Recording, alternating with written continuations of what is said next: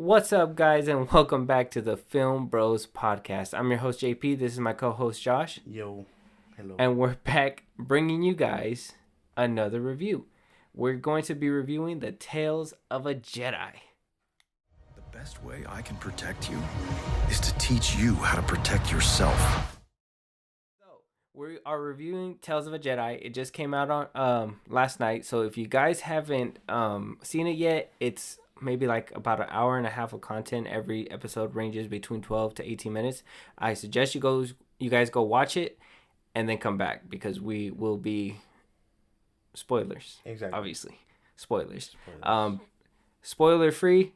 It's worth a shot to watch if you guys love the Clone Wars. It's a beautiful show. It's well made. I liked it. I enjoyed it. Go give it a watch. Beyond this point, spoilers, guys. So if you don't want to hear them, walk away. But yeah. So we're going to go, there's 6 episodes. We're going to go down every single episode, break down as much as we can, talk about it, discuss it, converse what we liked, what we didn't like, so on and so forth. You ready, Josh? Yep, I'm ready. Let's get it. By the way, before we get started, we are on Spotify, we're on Apple Podcasts, and now we're on YouTube. All of our episodes in their entirety is on YouTube. If you guys want to go check those out, our very first one, not all the episodes are on Spotify. It's a thing. So, yeah, if you guys want to go and listen to old podcasts, they're all on YouTube. So go check those out. But yeah, so we're going to go ahead and start with episode 1. Yep. Episode 1 is titled Life and Death. Basically what happens, Ahsoka's born straight out the Badissi. Why would you see that? Straight out, bro. She was born, excitement. It was happy. They wound up going on some hunting thing, but it was also a ritual. They go out, gets mauled by a tiger. Space tiger. The baby gets dragged away. The baby is Ahsoka. Winds up having a nice force moment with the tiger. Gets brought back. Wraps up the story. It's literally that short. It's not a long story, but I think with this one, it was a good way to kind of introduce the little Tales of a Jedi, the little mini series. Yeah. It was the animation's beautifully done. Oh yeah, it's come a long way since 2008 when the show first started. 2008. Beautifully done. Cinematography looks great. Like best Star Wars, best any like non live action Star Wars show. Like it just looks amazing. You guys need to check that shit out. But I really loved the episode. It was great. It was good to see how since birth she basically had that touch. It was crazy. She looked like a little peach though, like a little peach with a fat ass forehead in the show. It was weird. I just think the only thing at the end was kind of how the old lady know she was a Jedi. I mean, I think that's gonna be something for another day. But I mean, what'd you think of the episode? You have to hit me, man. I just tapped you. I liked it. It was a good episode. It was slow, I think, in the beginning. But it's a great way to introduce Ahsoka and, her Force abilities, because it's weird in a way, because now that we know what she becomes and stuff, it's interesting to look at, because that tiger could have, eaten her face Mm-hmm. and given no remorse. But, the Force, it just means, the Force works in mysterious ways. You know what I mean? Yeah. So maybe that's how the grandma knew. Because any other person would have been mauled. You know what I mean? Yeah. Yeah, I get you. Because I mean, it's supposed to be a ritual, right? It was like a little rite of passage type deal, especially for the baby. Mm-hmm. So I mean, just imagine how many babies that tiger picked up. Didn't even save, by the way. It took them away to their den. And then probably ate them there for later. Yeah, they were like, let's go regroup back at the village and then we'll go find this baby. Exactly. I mean, the response time was immaculate when they heard those gunshots. I'll tell you. It was a white neighborhood. It's cool that we actually saw her like people at home planet. You know what I mean? I Yeah. thought they'd be a little more civilized, but it's weird because some planets they are more advanced than others. You know what I mean? And Yeah. you can kind of see that with this civilization. They seemed a bit not modern, but not too caveman like, if that makes sense. Yeah, it just seemed like a bunch of like village people, 1700s type stuff, you know? Yeah, but they still had blasters. Yeah. Because, you know, Star Wars. But Yeah, everybody has blasters. They got to defend themselves somehow. yeah. Well, yeah. With that, I think episode episode 1 out of 10, got to give it a 8. I loved it. It was great. It was a good one. The pacing was just a little slow, but it was a beautiful entry. I'd give it a 7. 7? I liked it. And I know it's not the lowest episode, but there's 6, you know what I mean? And I think I prefer a bunch more compared to that one. Mm-hmm. But it is a good episode. So 7. I'm 7. fine sitting there. You're locking that in? Yeah. All right, let's get it. We're moving to episode 2 now. That one's called Justice. It's basically Count Dooku and his apprentice, Qui-Gon Jinn. Qui-Gon Jinn. His apprentice. It was a great episode. They went to this planet to go, I believe, go find their, one of the senator's son who was kidnapped. They went there, wound up finding out that they kidnapped him, but it's because they felt like he was selling them out and just leaving their planet to dry. They had no resources. They were basically starving. I guess they pulled that stunt to basically show him, hey, come back to this planet. We're dying, you know? And it didn't sit right with Count Dooku himself. So he basically tried to stand up, defend him, saw the rampage, saw how crooked the senator was, how he let the power get to his head, and he wanted to do something about it. Ultimately, he was stopped, but he felt like he won something that day. Like his anger and his reaction did something for him. I loved this story. I loved the fact that they went down this path to show us not only Ahsoka, but Count Dooku, his fall, if you would say, to the Sith. I felt like this was a little seed. It showed the relationship that he had with Qui-Gon. And it's crazy, in a short amount of time, they really made me feel for these characters, like 100%. Like the villagers, I was like, whoa, like you're just gonna gun down your people? Like that's intense. Count Dooku himself was a monster. Like it was a little foreshadowing for what he's able to do later on. Obviously, if you guys seen the Clone Wars, he does get real crazy on that show. But yeah, what'd you think about it? I like this episode. It was really good to me. To me anyway. It wasn't. I really, man, I don't even know how to articulate it because there was just so much going on. I really liked that we saw young Qui-Gon, and it's not Count Dooku yet. It's just Dooku, right? Yeah. Jedi Dooku. Mm-hmm. Kind of funny if you ask me. But, like, he was a savage as a Sith, and, like, it's good to know that he didn't really lose his edge because he was a straight killer as a Jedi, you know what I mean? Mm-hmm. And, like, I know it's probably the beginning where he planted, like you said, it's a seed plant for his fall, and you can tell he was just unsatisfied because he saw the corruption in the senator, how he left his people, things like that. It was just a good thing to see how he handled both sides, you know what I mean? And then the fact that Qui-Gon in the end came through, made sure he didn't do anything too drastic, because he kind of felt in that moment like I was looking at a very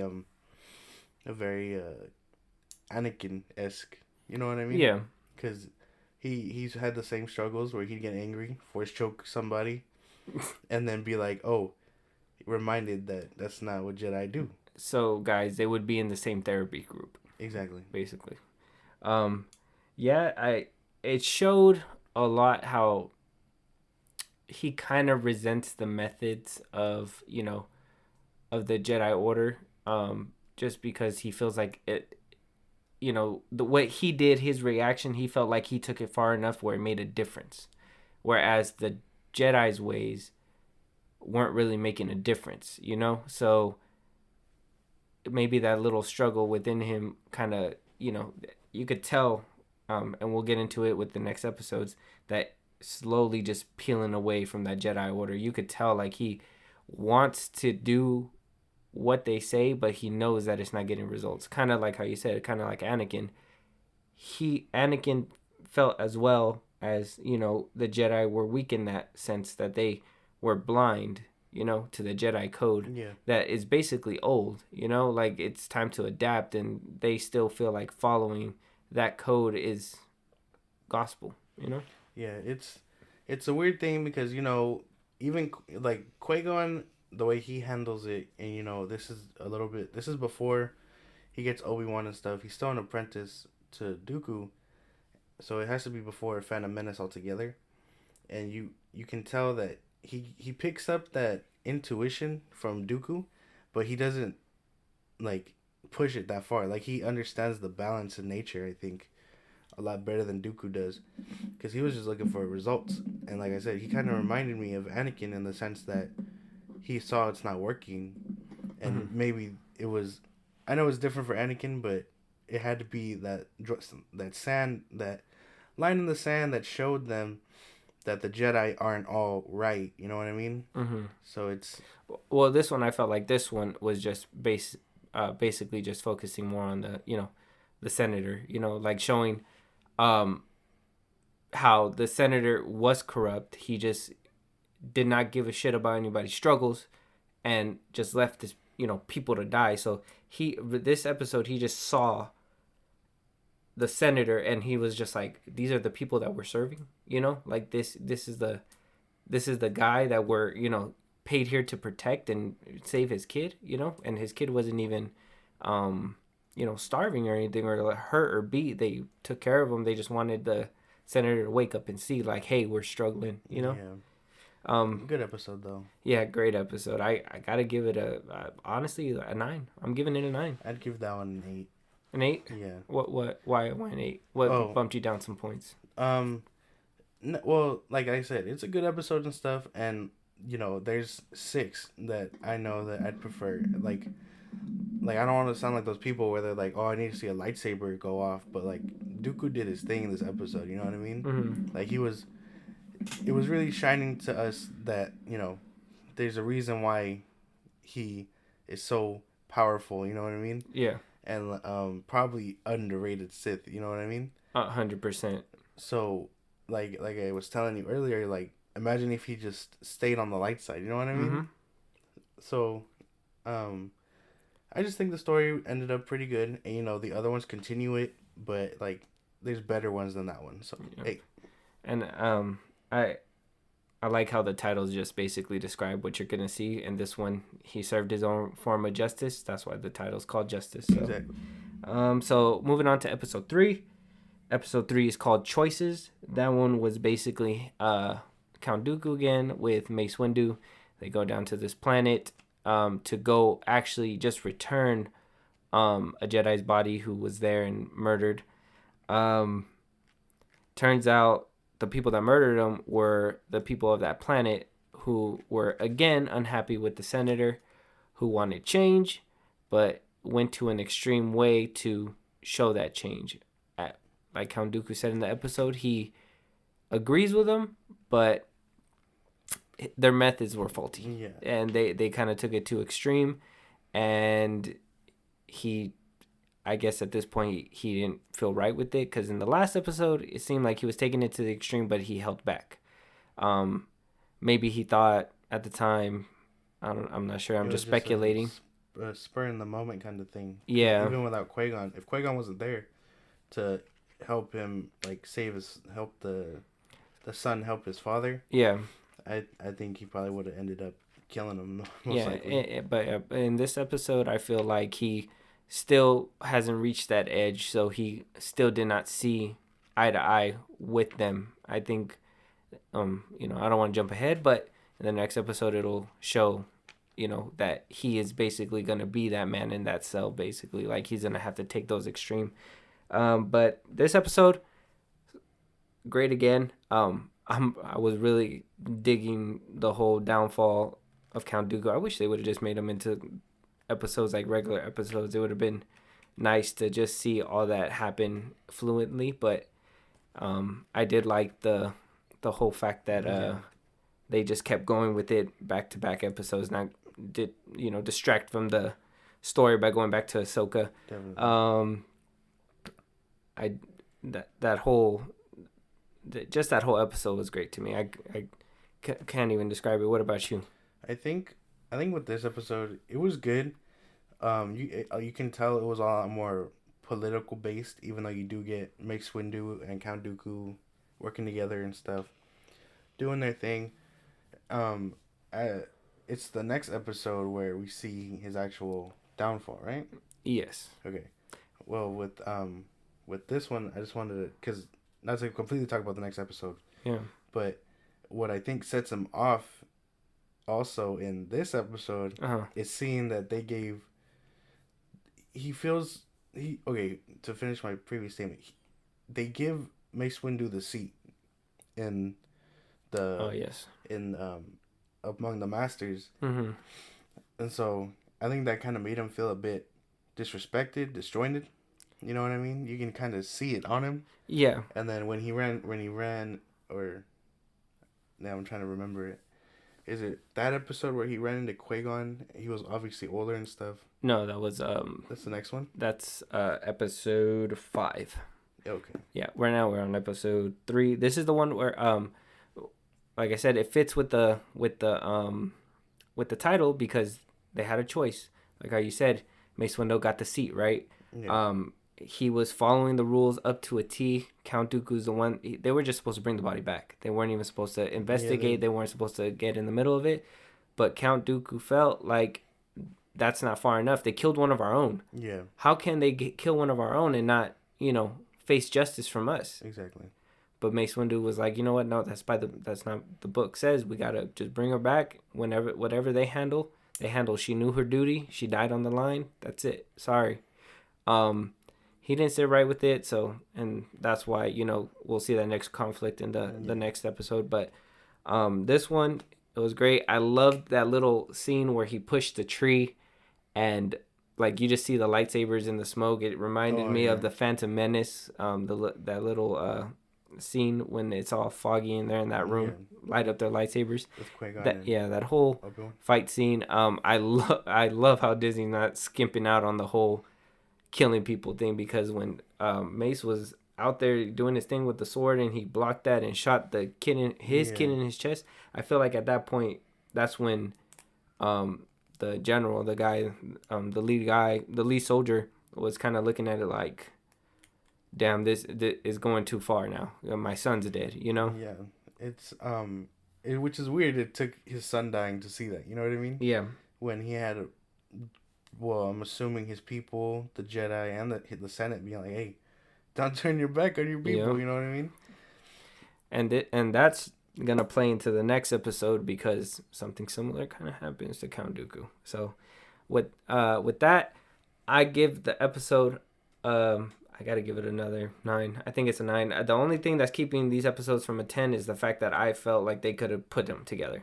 To be honest, I don't see any really big flaws with this one. This one was actually solid. We got the action, we got the pacing was great, and by the end of it I was like, bro, just give me the next episode.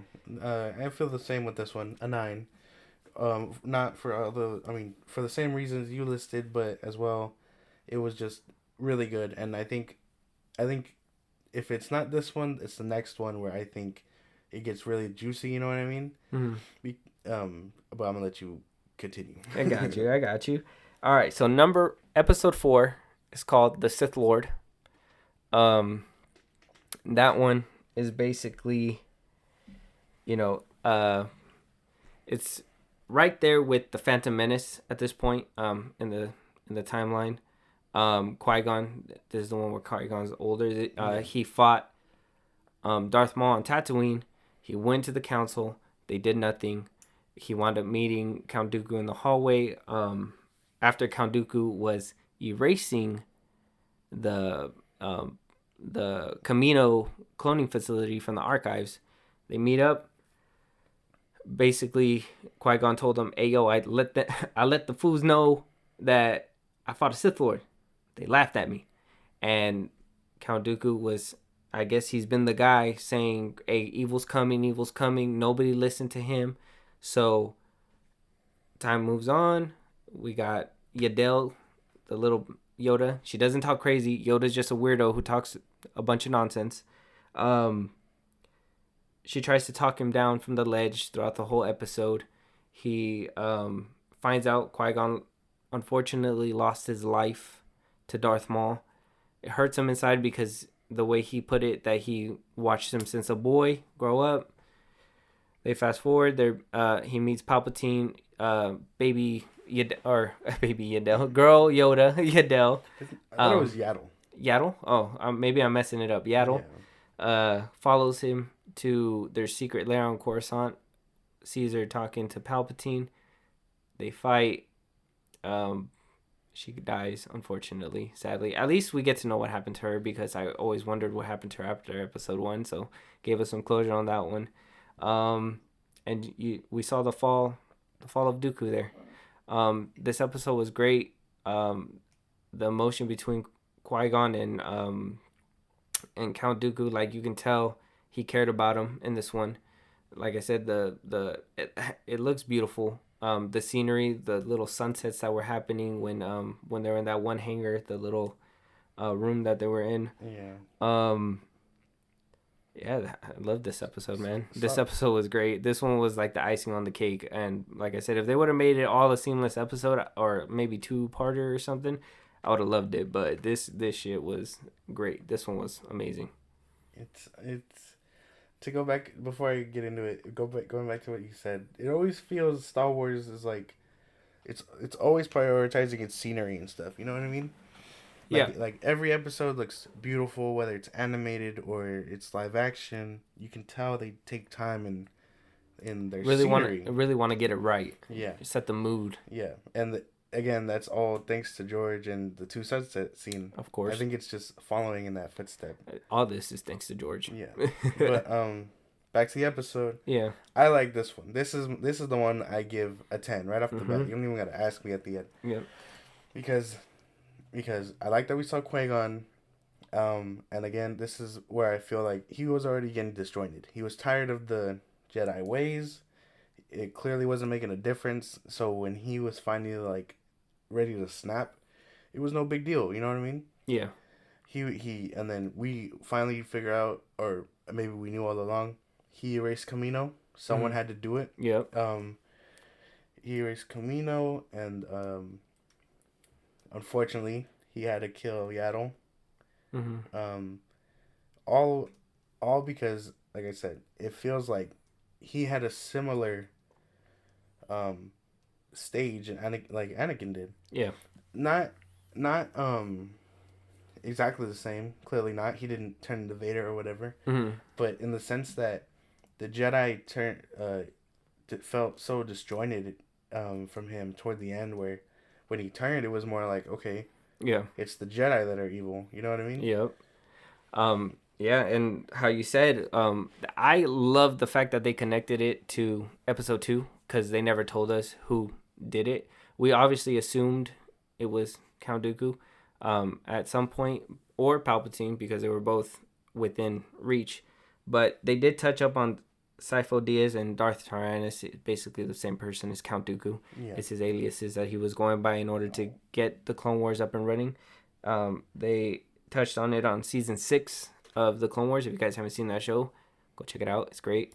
But yeah, I loved that kind of like a parallel, how you were saying in the last episode too, that Palpatine used Anakin's fear of losing Padme against him to basically turn him to the dark side. Yeah. And the Emperor used the whole Jedi are just basically slaves to the Republic, and the Republic is a bunch of corrupt assholes. that he believed it and he did what he had to do. Yeah. Palpatine's just a master chess player, bro. He's he just plays the board by himself, and it's weird because it doesn't look like it takes that leap. You know what I mean? Yeah. Because you can be faithful to the Jedi Order, but it's the people that want to be that I guess you can call them free thinkers or whatever, where they're like they see the flaws and they're like this isn't working for me. You know what I mean? Yeah. So they decided to go the dark side route. Dooku, Anakin, obviously, even though he was manipulated his whole life. But I mean, you got the good eggs that were like they can see the flaws and they know they need to grow, like Qui-Gon or Ahsoka, and they don't turn bad, but they also don't agree with the Jedi's ordeals completely either. Yeah. I liked how Palpatine basically how he got in Count Dooku's head.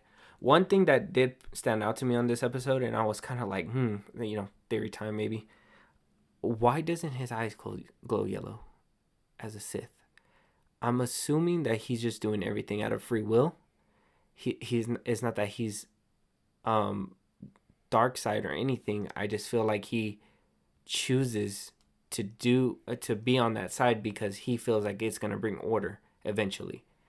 I think that he never knew Palpatine's plan all the way with the clone, or maybe he did. I wasn't sure because in the movies too he did bring it up, but he never seemed like he was worried about it. So did Palpatine tell him everything? Did he not tell him everything? Did he pick and choose? Because Darth Maul knew about about the whole plan. He, in the season 7, he said, his plan is coming into fruition, and he didn't think he was going to be alive to see it, basically. What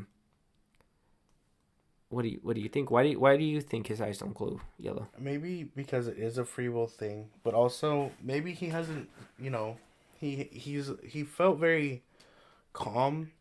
Maybe not while he was a Jedi, because you can see he still had that confliction, but maybe it was because he never fully felt that rage. You know how they say you only get the Sith eyes when your anger is like at its peak or whatever? Mm-hmm. So maybe he just never felt that. Mm-hmm. It was all calm and calculated moves because he knew the plan. Yeah. He knew the plan up until Darth Sidious was like, hey, kill him. You know what I mean? Yeah. Because I'm pretty sure if he wasn't feeling Anakin as an apprentice or whatever, Dooku would have been the one along for the long haul. You know what I mean? Because he knew about the Death Star and all that. Yeah. When he told Maul, he told him out of fear. You know what I mean? Yeah. He was trying to instruct fear and be like, hey, keep him busy. You know what I mean? Yeah. If he shows up, whatever. But, clearly Dooku dies. Clearly a shock to him. He didn't know. He thought he had his back. He manipulated him in a sense to feel secure and stuff. Yeah. But he should have known that Sith always stab each other in the back. He did it with Maul. He obviously did it with Dooku, and Vader did it to him. You know what I mean? Yeah. So I think he did know the whole plan, and he was just willing to stick it out, follow his bidding and stuff. Yeah. And it only started going off the rails when he got Ventress. Yeah. Because he was telling him that she was just an assassin. Mm-hmm. But really, she was his apprentice. Yeah. They were willing to overthrow him at some point. Mm-hmm. Maybe that's why he was like, at the end, he was like, kill him. We already found my replacement. He's been too, what is it? He's been looking to betray me for a minute. Yeah. So when he killed him, he found Anakin and was like, I don't need him no more. You know what? And I think, to be honest, I think you just connected the dots for me. I think that's probably the reason why. I think that he knew he was gonna, obviously turn. I feel like he knew what Emperor was doing, but he did not want to, he didn't feel like he was strong enough. So, and I feel like that's why he would get apprentices to eventually overthrow him one day. And maybe that's why he never told him the whole plan, and he was just trying to manipulate, and maybe, in my opinion, I don't know. I don't know if like, I don't know. It just seems like it's all willing. It doesn't seem like it's because of evil purposes or he wants to fall to the dark side and stuff like that. It just seems like he is a co-conspirator in all this. Yeah. And I kind of like that twist. Yeah, because he didn't... Okay, sorry. He didn't really... It doesn't feel like he manipulated Dooku in the sense of fear and stuff. It felt like if he was going to manipulate Dooku, it was going to promise him that things are going to change and like a world where senators will help their people, not as divided but together under one empire. Mm-hmm. So they were basically, maybe Dooku thought it was going to be one empire. They were partners, you know, and maybe he got the sense that maybe that partnership was going to expire and it wasn't going to work out. But yeah, anyways, I love the episode. It was great. Give it a 10. 10. It's a great episode. Good episode. His fall, it makes Qui-Gon's death more tragic in the end. So yeah. With that being said, let's go to episode 5. Yes. Practice makes perfect. I really like this episode. This is the one where Space Jesus comes out, guys. We get the little flashbacks to the beginning of the Clone Wars. It showed how badass Ahsoka is. It shows why she was able to basically fight off all the clone troopers when Order 66 was handled. Anakin didn't want her to be weak, so he trained her differently, trained her stronger. It was great. The emotion in the beginning, her feeling that feeling of, this is pointless, this is stupid, and then buckling down and being, you know what, fuck this shit. You want me to do it? Then I'm gonna, put my all into it. She did it. Eventually, time jumps between, and then it ends up to the finale of season 7, where she's basically with Captain Rex about to fight off the rest of the group to escape. And yeah, that's basically how it ends. That one, I believe it was the shortest one. It was like a little 12-minute one, but the amount of impact and emotion they put into that 12 minutes, the intensity of what she was doing, I loved how they threw it back to phase 1 clones. I loved how seeing Jesse there, but him apologizing and then realizing one day he's gonna be the one wanting to actually shoot her. It was, that episode was great. And like I said, they filled it up with so much in 12 minutes, and it's just Star Wars peak, in my opinion. Yeah, that one definitely tugged at the heartstrings a bit, because the way I saw it was like he was training her in an unorthodox way, not to fight against the clones, but to survive worse things than the clones. You know what I mean? So it gave her the training for when she was being hunted and stuff and whatever else. But I don't think she ever pictured using it against them like that. You know what I mean? Yeah. So, which makes it all the more heartbreaking. Exactly. So, for her to actually end up using that training, I bet she was, toward the end, she was like, well, thank God. You know what I mean? Yeah. That's why he said, let's see if that training was put to good use, That. Also, shout out to little Kanan Jarrus. Remember him? He was. Oh, yeah, he was in there too, yeah. He was looking at Ahsoka in awe and all that. Yeah. Great episode, man. Really good. It's amazing. And the callback to where Jesse is like, I'm sorry, and then he's the one pointing the actual gun at her, Yeah, that hurt to see. Yeah. Great episode. Like I said, it was 12 minutes and I have no disappointments. They filled it up with everything. Oh, well, I got to give it a 9 because they put Space Jesus. It confused me, the haircut. I don't know. I give it a 10 because of Space Jesus. I give it a 9. Dave Filoni really threw me for a loop there. I didn't know we're just gonna all of a sudden have Space Jesus. I thought it was gonna be the comb over again. Yeah, it was weird. Don't think about it too much. I'm just gonna wait to see when Dave Filoni talks about it. He'll do it in like an interview, I'm pretty sure, and we'll find out the context behind it. But as of right now, I'm kind of like, why, man? What'd you do? Space Jesus. Yeah. Yeah, with that being said, let's move on to the last episode. Episode 6. This one's called Resolve. Basically, it starts off at the end of episode 3 at Padme's funeral. Ahsoka goes and pays her respects.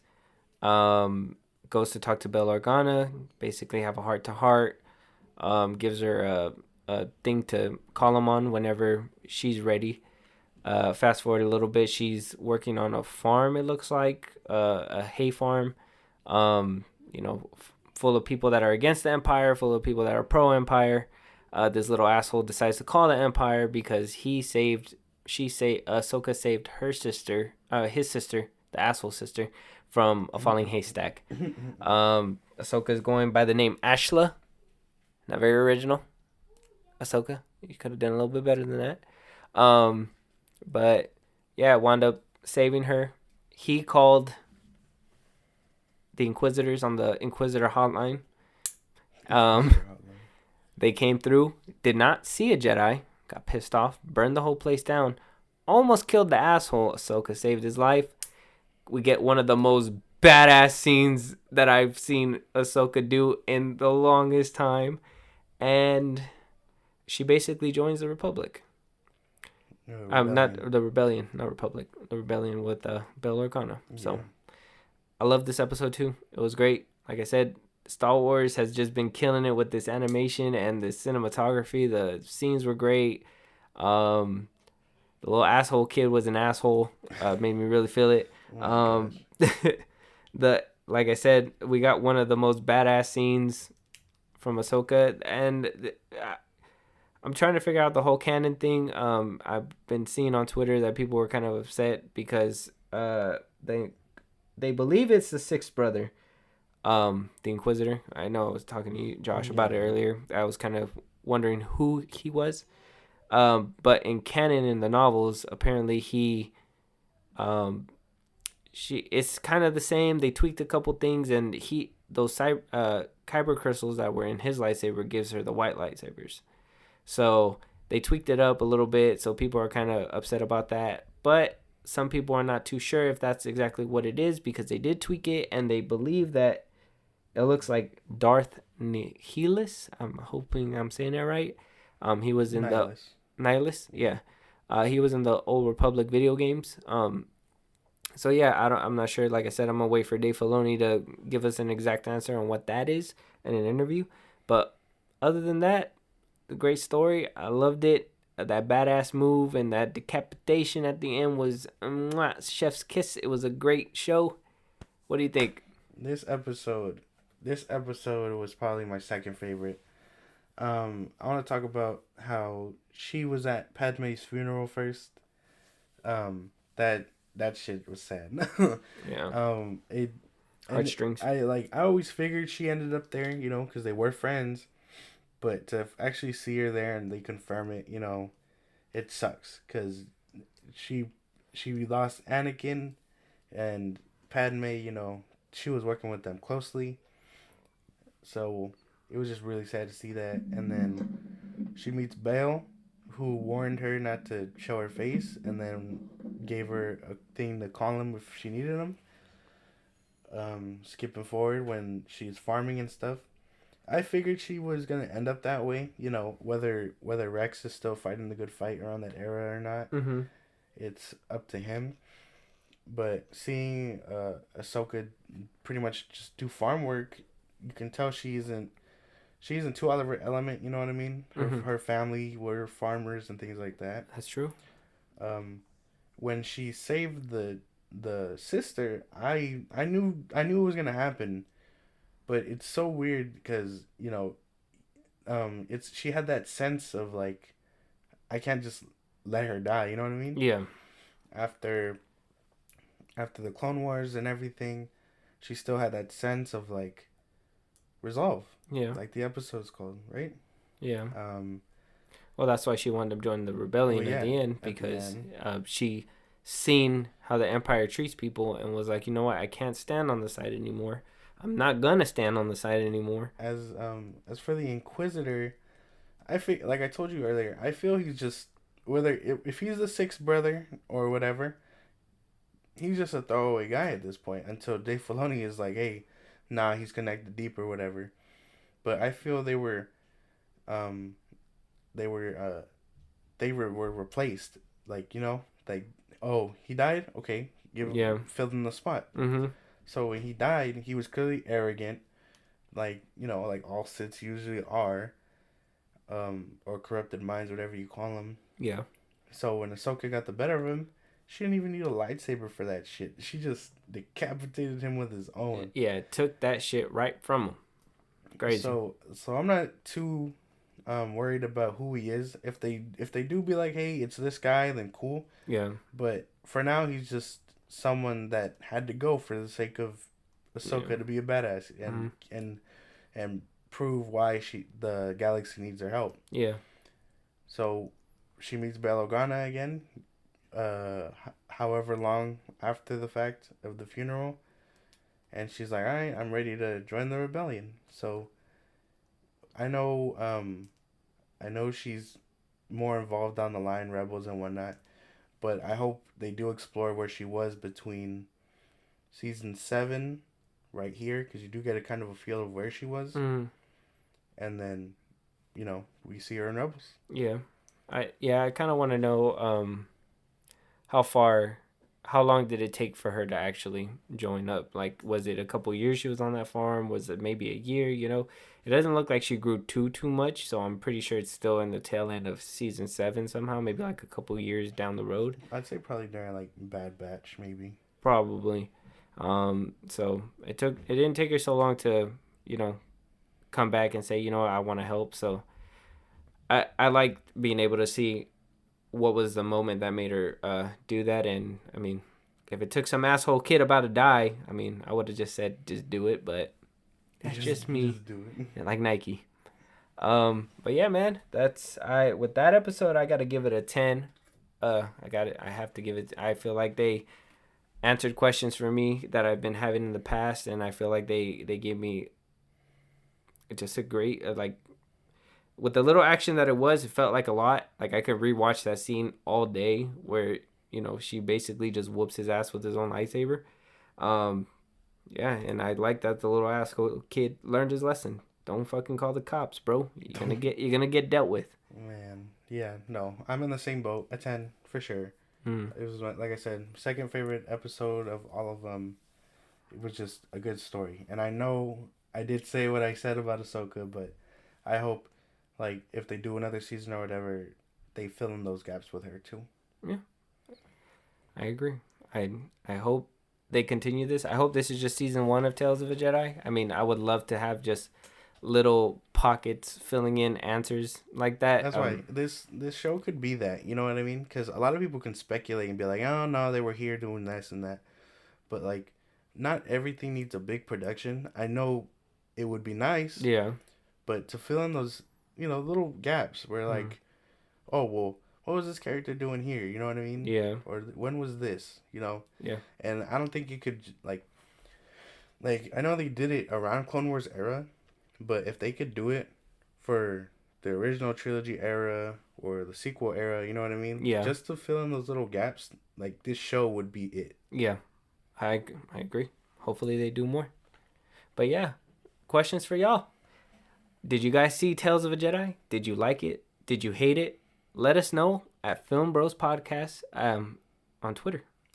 If you guys have anything for us, if you guys want us to review something, talk about something, any ideas that you guys want our thoughts on, go ahead and hit us up at that same Twitter. What is that Twitter again, Josh? At FilmBros Podcast. We're on Twitter, like we said in the beginning. We're also on YouTube. You can leave a comment there if you'd like. Up to you guys. Yeah. Thanks for joining us again, and we'll see you guys on the next pod. See you guys around. Late.